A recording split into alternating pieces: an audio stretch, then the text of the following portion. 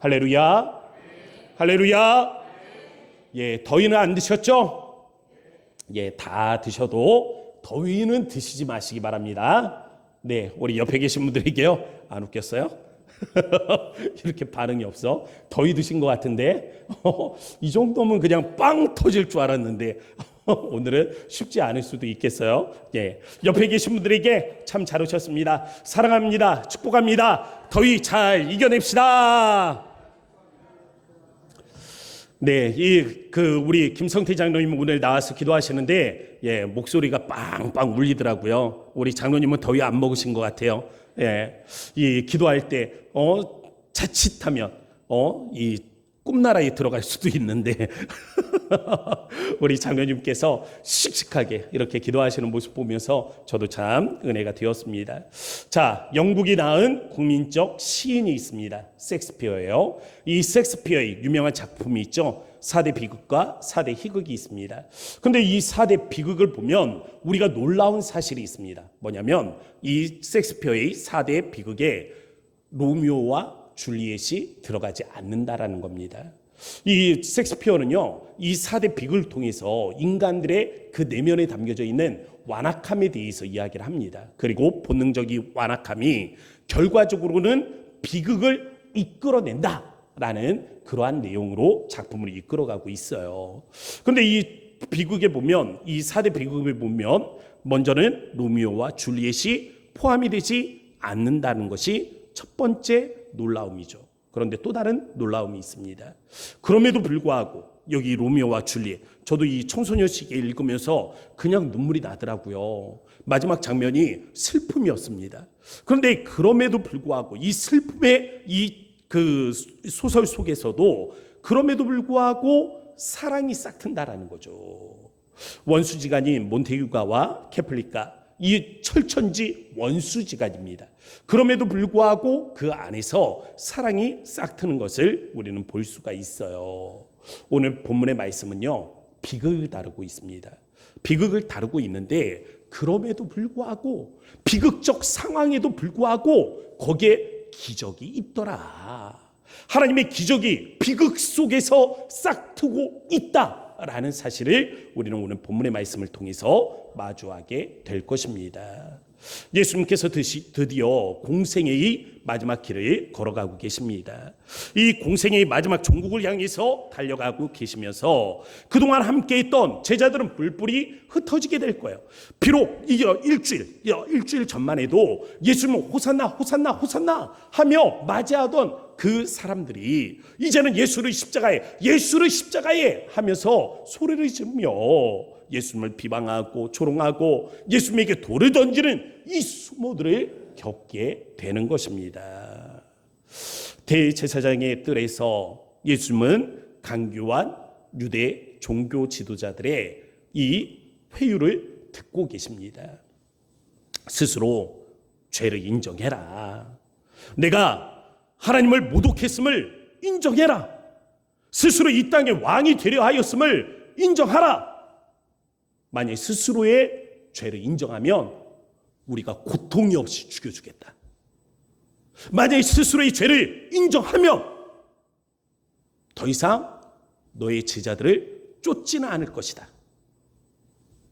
예수님에게서 죄를 찾을 수 없었던 유대의 종교 지도자들은 거짓 술수와 강교한 계략으로 예수님을 회유하고 있었습니다.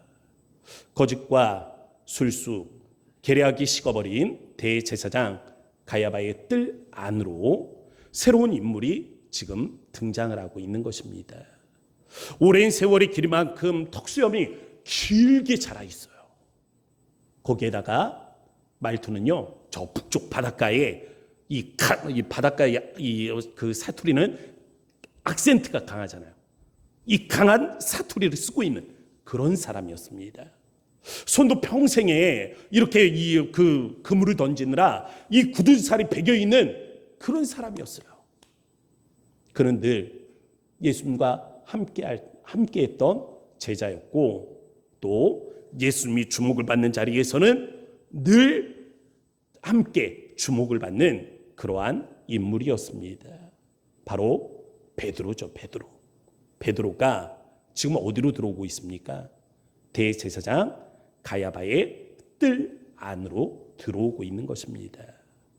앞으로 이곳에서 일어날 비극을 생각을 해보면 베드로는 이 자리에 오지 않는 것이 오히려 더 좋았을지도 모르겠습니다.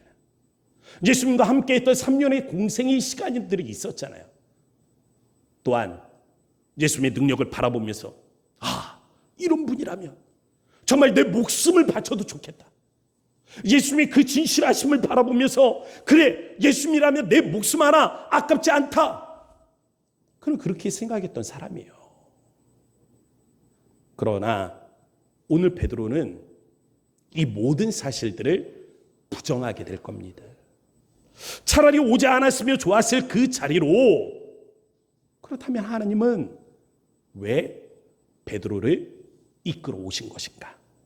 왜 베드로가 이 비극의 자리에 있게 하신 것인가? 바로 그 비극적인 자리에 기적이 존재하고 있기 때문이에요. 첫 번째 기적입니다. 타이밍이에요. 타이밍. 첫 번째 기적은 타이밍이에요. 야구공이 있습니다. 야구공이 한 142g 정도 된다 그래요. 얼마큼인지 잘 모르시죠? 여러분 핸드폰이 있을 거예요. 핸드폰. 그 무게가 야구공의 무게하고 거의 비슷합니다. 이 얼마 되지 않는 이 야구공이 시속 150km로 슉 날아와요. 그러면 이 142g의 이 작은 공이 82톤의 위력을 지닌다고 합니다. 마운드에서 투수는 이 공을 던지고 또 타자는 공을 치잖아요. 그런데 이 투수가 이 150kg의 공을 던지게 되면 이 투수가 던진 공이 포수에게 이르는 시간이 0.5초라고 이야기합니다. 1초가 아니에요. 0.5초. 슉빵, 슉빵 이렇게 들어오는 거예요. 그럼 타자가 쳐야 되잖아. 그럼 타자가 쳐야 되는데 투수가 공을 던지는 걸 보면서 타자가 반응하는데 0.2초가 걸린다 그래요. 이제 던지는구나 하면서 그래 좋아 하고 이 폼을 잡고 하는데 전문 선수라 그래도 0.2초가 걸린대요. 거기에다가 이 날아오는 공을 이 타이밍을 맞춰서 잘 쳐내야 되지 않겠습니까? 그러려면 방망이를 휘둘러야 되는데 이 방망이를 휘두르는 속도가 시속 124km래요. 그러니까 이 124km로 이 방망이를 휘둘러서 시속 150km로 날아오는 공을 딱 맞히게 되면 땅 하고 홈런이 나오는 겁니다. 그래서 투수하고 타자가 마운드에서 싸우잖아요. 이 싸우는 이 장면을 가리켜서 타이밍의 싸움이라고 하는 겁니다. 오늘 본문에 등장하는 첫 번째 기적은 이 타이밍에 관한 거예요. 예수님께서 잡히신 대제사장 가야바의 뜰 안으로 베드로가 들어왔어요. 사람들이 장작불을 피워놓고 그 사이에 모여들이 있습니다. 베드로도 그 중에 한 사람처럼 자연스럽게 어울려서 모닥불을 쬐며 예수님이 어떻게 되는가를 바라보고 있는 거예요. 시간이 얼마 정도 흘렀을까? 어떤 사람이 모닥불 사이로 그 얼굴이 비춰지는 것을 보면서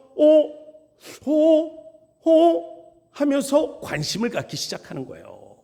그러다가 베드로와 낯선 눈맞춤이 일어납니다. 맞지? 그렇구나. 확신에 찬 목소리로 이 여인이 베드로를 향해서 소리를 칩니다. 생각났어요. 이 사람도 그와 함께 했던 사람이에요. 내가 분명히 봤어요. 그는 예수와 함께 하던 사람입니다. 베드로는요, 이 말을 듣고 곧바로 부인해요. 아니, 무슨 소리를 하는 거예요? 난 몰라. 나하고는 상관이 없어요. 나는 전혀 모릅니다. 으름장을 놓으며 강력히 부인하는 베드로 향해서 또 다른 증인이 등장을 하죠. 아니요. 나도 봤어요. 그가 예수와 함께 있는 것을 나도 봤어요. 아니, 예수가 잡힐 때 말고의 귀, 내 사촌 말고의 귀를 자른 사람이 이 사람이래요. 이 사람. 베드로는 상대의 말이 끝나기도 전에 그 말을 부인하면서 이야기해요. 아니라고. 이 옆에 애들이 뭔 소리를 하는 거야? 하면서 저주를 쏟아붓기 시작합니다. 그때 마지막 증인이 등장을 해요. 그러면서 다시금 베드로를 괴롭힙니다. 당신 말투, 그 말투 말이야, 그 말투. 우리가 예수를 따르는 사람들을 보니까 저 북쪽 갈릴리에서 온 사람들이 많던데 다들 그 말투였어. 그 말투. 당신의 말투가 지금 예수와 한패라는 것을 증명하고 있는 거야. 베드로는 문 밖으로 도망하려 자리에서 일어서면서 세 번째 예수님을 부인하게 돼요. 아니라는데, 이 사람이 아니라는데 왜 자꾸 괴롭게 하는 거야? 난 모른다고, 나와 상관이 없다고. 이때 하나님의 타이밍이 이르게 되는 거죠. 신호등에 보면 구멍이 3개인 신호등이 있습니다. 색깔이 있죠? 무슨 색깔이 있어요? 빨, 주, 파. 파주빨인가요? 파주빨? 아니면 빨주파? 어느 쪽으로 하든지. 자, 파란색은 무슨 신호예요? 가라는 거잖아요. 그럼 빨간색은? 어려워요? 정지지, 정지. 그럼 주황색은 뭐예요? 주황색. 항상 이놈의 주황색이 문제야. 주황색은 뭐예요? 네, 주의예요, 주의. 곧 있으면 빨간불이 들어옵니다. 주의하세요. 브레이크를 밟으세요. 만약에 교차로에 진입을 했다면 조심해서 지나가세요. 라는 주의의 표시예요. 근데 운전을 하다 보면 어떻습니까? 이 주황색이 들어오잖아요. 마음이 급해져요. 안 돼, 안 돼. 나까지는 지나가야 돼. 저만 그래요? 주황색이 들어오면 60km 도로에서도 갑자기 브레이크를 밟는 게 아니라 엑셀을 밟아요. 70, 80 여기는 지나가야지. 항상 그래서 카메라도 교차로에 설치가 돼 있잖아요. 5살이 된 아들과 함께 차를 타고 갈 때요. 옛날 이야기입니다. 그건 5년, 7년, 8년, 유치원 다닐 때 이때였던 것 같아요. 아이가 저한테 묻더라고요. 아빠, 저기 신호등에 저 무슨 색이야? 그래서 제가 이야기했습니다. 파란색이지. 아니, 그 옆에, 그건 주황색이야. 아빠, 주황색은 그럼 멈추는 거야? 가는 거야? 멈추라는 표시지. 그래? 그럼 아빠는 경찰이 잡아가야겠네? 제가 주황색인데 지나갔다고. 제가 지나갔다고 경찰이 잡아가야 된대요. 그러는 겁니다. 교차로는요, 늘 다음 신호를 기다리고 있는 차들이 있잖아요. 그래서 신호를 지켜줘야 된단 말이에요. 파란불이 들어오면 그 신호를 기다렸다 출발하려는 차들이 있기 때문에 우리는 이 교차로에서 신호를 지켜야 하는 겁니다. 대부분의 큰 사고들은 바로 이 교차로에서 일어나요. 그래서 우리는 주황색 경고등이 들어올 때 멈춰야 하는 것이죠. 베드로도 마찬가지예요. 경고등이 들어왔습니다. 한번 증인 이야기에서 너도 예수와 함께하지? 아니라고 부인할 때 첫 번째 경고등이 들어온 거예요. 아니, 나도 너를 봤는데? 두 번째 경고음이 들려올 때 그는 멈췄어야 했다고요. 그날 밤에 예수님과 함께했던 그 말씀들을 기억해야 했다고요. 자기가 장담했던 그 말을 기억해야 했다고요. 그런데 경고음이 들어오자, 이 경고불이 들어오자 베드로는 더 폭주하기 시작하는 거예요. 그러면서 저주하기 시작합니다. 이런 XXX, 이런 XXX. 그 저주가 자기를 알아보는 사람을 향한 것인지 아니면 자기가 평생에 따르던 예수님을 향한 것인지 모르겠어요. 그러나 그는 폭주했어요. 누구에게 욕을 했든 누구를 저주했든 그는 폭주했습니다. 그때 때마침 새벽닭의 울음소리를 듣게 되는 것이죠. 여기에서 우리는 하나님의 놀라운 타이밍을 볼 수가 있는 것입니다. 예수님 지금 유대 병정들에게 잡혀 있어요. 손발이 묶여 있습니다. 지금 감금되어져 있어요. 예수님의 모습을 보면 무기력해 보입니다. 지금 이 순간 하나님은 아무것도 할 수 없는 것 같은 그런 무기력함만이 보인단 말이죠.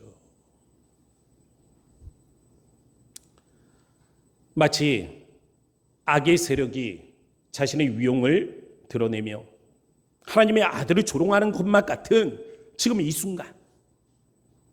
그러나 하나님은 그때에도 하나님의 때를 기다리고 계셨던 것입니다. 60절 말씀에 보면 베드로가 아직 말하고 있을 때에 닭이 곧 울더라. 베드로가 아직 말을 하고 있는데 그때 되었다, 때가 되었다 하는 하나님의 시음에 의해서 닭이 꽃기호를 외치고 있는 거예요. 하나님께서 새벽 첫 닭의 울음소리를 잠재워 두고 계시는 거죠. 한 번, 두 번, 그리고 마지막 세 번. 때가 되었다, 이때다. 하나님의 허락하심에 따라서 새벽 첫 닭은 울었고 세상은 조용한 침묵 속에서 이 새벽 첫 닭의 울음소리가 분명하게 베드로의 귓가에 울리게 된 것입니다. 아무것도 할 수 없는 것 같던 그 순간, 그럼에도 불구하고 하나님의 주도적인 간섭하에 모든 것들이 이루어지고 있는 거예요. 그래서 두 번째 기적은 기억입니다. 기억. 비극적인 상황 속에서 베드로가 경험한 또 하나의 기적은 바로 이 기억이란 말이에요. 베드로가 나는 모른다, 나하고는 상관이 없다, 왜 나를 괴롭게 하느냐, 이 부인할 때에 새벽 첫 닭의 울음소리가 베드로의 머리를 꽝 하고 한 대를 치는 거죠. 그리고 베드로는 그 순간 예수님의 시선을 느끼게 됩니다. 예수님과 베드로의 거리는 상당히 멀었어요. 그리고 밤입니다. 지금처럼 이 조명들이 화려한 시대가 아니에요. 깜깜해요. 그 시골에서 그 담장 너머에 예수님의 시선, 그 시선을 느끼는 거예요. 예수님의 얼굴조차도 잘 구별되지 않는 그 순간에 베드로는 예수님의 시선을 느꼈습니다. 그리고 초인적으로 예수님 바라보게 되는 것이죠. 61절 말씀. 주께서 돌이켜 베드로를 보시니. 하나님께서는 그 시끌시끌하던 대제사장 가야바의 뜰 안을 침묵해 하셨어요. 세상을 고요케 하심으로 인해서 베드로로 하여금 새벽 첫 닭의 울음소리를 듣게 하신 것입니다. 또한 초인적으로 그가 몸을 돌이켜 예수님 바라보게 했죠. 예수님의 시선과 베드로의 시선이 일치하게 하셨습니다. 이 충격적인 사건이 이루어지고 난 다음 이 베드로의 머리에 돌아가던 필름이 그날 밤에 예수님의 마지막 만찬의 자리로 옮겨가게 되는 거예요. 기억이 떠오르는 거죠. 그러면서 예수님께서 하셨던 말씀이 기억난 것입니다. 오늘 닭 울기 전에 내가 세 번 나를 부인하리라. 마지막으로 세 번째 기적은 회심입니다. 이런 비극적인 상황 속에서 모든 주도권을 가지고 주체적으로 사건을 이끌어 가시는 하나님께서 보여주신 최고의 기적, 그것은 마지막 세 번째, 바로 회심이에요. 62절 말씀에 보면 그 답이 있습니다. 한번 볼까요? 62절. 우리 다 함께 같이 읽어보도록 하겠습니다. 시작. 밖에 나가서 심히 통곡하니라. 아멘. 베드로에게는요, 친구가 있었어요. 그도 예수님의 제자입니다. 예수님의 제자로서 3년 동안 베드로는 예수님의 중요한 3인방, 이 제자 중에 하나였고, 그리고 그 친구는 재정을 맡아보는 사람이었어요. 바로 가룟 유다입니다. 이 가룟 유다는 은화 30을 받고 예수님을 종교 지도자들에게 넘겨준 사람이죠. 성경은 그가 예수님께서 정죄를 받는 모습을 바라보면서 스스로 뉘우쳤다. 내가 잘못했구나. 스스로 뉘우쳤다 라고 표현합니다. 그러나 유다에 관한 마지막 성경의 묘사가 무엇입니까? 스스로 목매어 죽은지라. 스스로 깨달았는데, 스스로 뉘우쳤는데 그의 끝은 뭐예요? 목매어 죽음으로 참혹한 결과를 맞이하고 있습니다. 오늘 베드로의 회심이 기적인 이유는 거기에 참된 회개가 있기 때문에 그렇습니다. 그래서 세 번째, 예수님을 부인하는 순간 그에게 새벽 첫 땅의 울음소리, 그 울음소리가 들려왔고 머릿속에는 그 밤에 예수님과의 저녁 식탁에서 있었던 말씀을 기억하게 되었던 것이죠. 그러면서 베드로는 심히 통곡하는 모습을 보여줍니다. 눈물은요, 그 감정에 따라서 맛이 다르다고 합니다. 눈물은 어때요? 짜잖아요. 짜죠. 눈물은 일단은 짜고 또 눈물은 쓰기도 합니다. 근데 눈물이 또 어느 순간에 보면 달기도 해요. 기분에 따라서. 그 사람이 가지고 있는 기분에 따라서 눈물의 맛이 달라진다고 그래요. 근데 정말 이 후회되는 일들이 있잖아요. 정말 가슴 아픈 일들이 있잖아요. 그러면 이 가슴이 막 찢어질라 그러잖아요. 그러면 그 눈물의 농도가 짙어진다는 거예요. 그러면서 쓴맛을 내게 된다라는 거죠. 오늘 베드로의 눈물을 영어 성경은 그래서 이렇게 표현을 하고 있습니다. wept bitterly. 쓰다라는 거예요. 쓰다.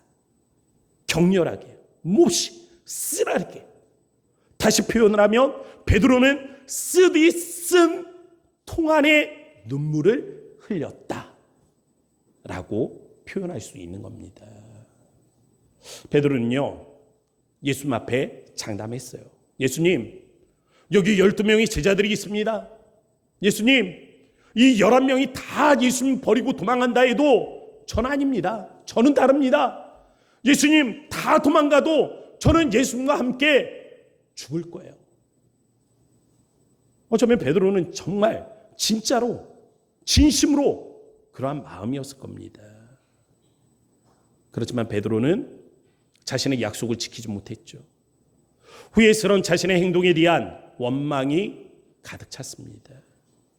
예상치 못한 인생의 나락을 경험하면서 베드로는 이 쓰디쓴 눈물을 흘리고 있는 거예요. 베드로와 우리 사이에 보면 차이가 있습니다. 이 금요일 밤 베드로는 몰랐습니다. 그런데 우리는 알고 있는 게 있어요. 베드로는 모르는데 우리는 알고 있는 것이 무엇입니까? 바로 이 금요일의 비극 말이에요. 이 금요일의 비극이 주일에 영광의 부활로 우리에게 일어나게 될 것이라는 것을 우리는 알고 있지만 이 금요일에 베드로는 알지를 못하고 있는 거예요. 그럼 얼마든지 도망할 수 있었습니다. 그런데 왜 베드로는 스스로 이 비극적인 상황 안으로 들어온 것일까? 베드로는 예수님을 사랑해서 그곳에 들어왔을지도 몰라요. 어쩌면 예수님을 통해 이루려던 새 왕조에 대한 미련이 남아 있어서 그랬는지도 모릅니다. 저는 오늘 그 이유를 묻는 게 아닙니다. 중요한 하나의 진리가 있죠. 무엇입니까? 베드로는 이 비극의 날 어디에 있었어요? 예수님 곁에 있었어요. 비극의 날입니다. 평생에 자신의 모든 인생을 쏟아부어서 예수님을 따랐단 말이에요. 그렇지만 모든 것이 수포로 돌아가는 이 비극의 날, 그가 선택한 자리는 예수님 곁이었어요. 예수님 곁으로 가는 것입니다. 그래서 비극의 날이었지만 그는 기적을 경험할 수가 있었던 것이죠. 생각해보면 뜰 안, 이 모닥불 속에서뿐만이 아니라 베드로는 얼마든지 같은 상황을 경험했을 겁니다. 베드로를 알아보는 사람이 대제사장의 뜰 안에만 있었겠어요? 밖에도 널려져 있습니다. 누구든지 말했을 거예요. 아니, 너 베드로 아니야? 너 예수님과 함께 있던 제자 아니야? 사람들이 이야기할 때 그는 얼마든지 부인했을 거예요. 아니 나하고는 상관없는데, 나는 모르는데. 그가 이 대제사장의 뜰 안이 아니라, 예수님 곁이 아니라 밖에서 이런 부인을 했다면 생각해 보세요. 기적을 경험할 수 있었겠습니까? 아니요. 뉘우칠 수는 있었겠지. 그렇지만 이 기적을 체험하지는 못했을 겁니다. 하나님의 정확한 타이밍에 따라서 새벽 첫 닭의 울음소리를 듣고 주님의 그 말씀을 기억하고, 그래서 통안에 눈물을 흘리며 쓰디쓴 이 회심에 그는 들어가지 못했을 거예요. 그러나 이 비극의 날 베드로는 예수님 곁을 선택해서 나왔습니다. 예수님의 곁에 있었기 때문에 그곳에서 기적을 경험했고, 예수님 곁에 있었기 때문에 그는 하나님의 일하심을 경험할 수 있었고, 하나님의 주도권을 발견할 수가 있었던 것입니다. 이제 말씀을 마치려고 합니다. 오늘 우리가 인생의 비극을 만날 때 주 곁에 있어야 우리가 기적도 경험할 수가 있습니다. 주의 곁에 있을 때 우린 놀라운 주의 타이밍을 경험할 수 있어요. 주의 곁에 있어야 주께서 우리에게 말씀을 기억해 하시는 이 은혜를 경험할 수 있다고요. 우리가 주의 곁에 있어야 회심, 바로 깨닫고 눈물로 구하게 되는 이 은혜를 경험할 수 있는 것입니다. 오늘 우리가 주의 곁에서 주의 일을 경험할 수 있는, 이 기적을 경험할 수 있는 은혜가 있기를 주의 이름으로 축복합니다. 함께 기도하겠습니다. 거룩하신 아버지 하나님, 감사합니다. 주님이 오늘 우리에게 주신 이 말씀을 기억해 하시고, 우리가 주님의 말씀 따라 하나님 베드로가 경험했던 이 은혜와 이 기적을 경험하기를 원하는 마음으로 주님 앞에 나아갑니다. 우리의 발걸음을 인도하여 주셔서 하나님, 우리가 이 비극적 삶의 현실들을 만나게 될 때에 우리가 좌절하지 아니하고 주님의 살아계심을 바라보며 믿음 가운데 주의 곁으로 나아가기를 원하오니, 우리의 마음 위에 주께서 역사하여 주셔서 하나님, 우리가 주의 곁을 선택하며 나아갈 때 하나님 베드로에게 주셨던 이 기적적 사건들이 우리의 삶에 함께할 수 있도록 은혜를 더하여 주소서. 오늘 우리와 함께 하신 하나님 감사를 드립니다. 베드로에게 말씀을 기억해 하시고 하나님은 동안에 눈물을 흘리게 하시고, 하나님은 저에게 하나님이 역사하셨던 것처럼 오늘 우리의 삶에 주의 기적적 역사가 함께하는 은혜가 있도록 인도하여 주소서. 예수님의 이름으로 감사하며 기도합니다. 아멘. 우리 함께 자리에서 일어나셔서 찬송가 635장입니다.